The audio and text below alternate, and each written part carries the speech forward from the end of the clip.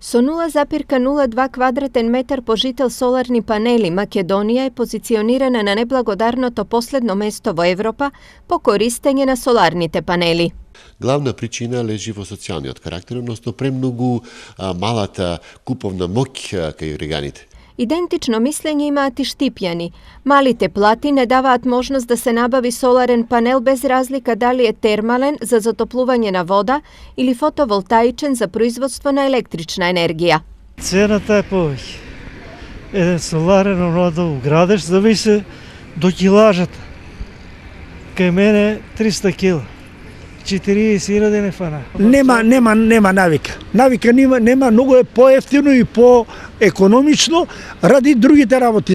Апсурден е фактот дека Македонија со над 280 соларни денови котира високо на листата на земји со најмногу сончеви денови во годината, а истото не се користи доволно. Произведувачите на соларни панели се со повеќе идеи како државата да ги анимира граѓаните, повеќе да се свртат кон енергијата од сонцето. Јас се надевам дека во иднина, државата ќе продолжи да ги субвенционира и фотоволтаичните соларни системи.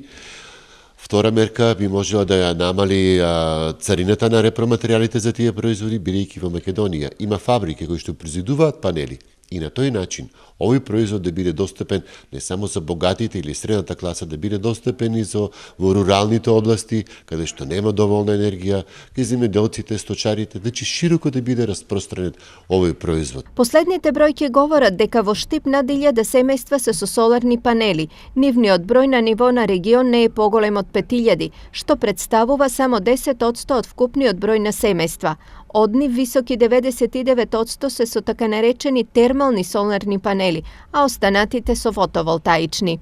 На ниво на регион со производство на соларно-термални панели се занимаваат само 4 фирми. На ниво на држава постои само една компанија лоцирана во Скопје што произведува фотоволтаични соларни панели.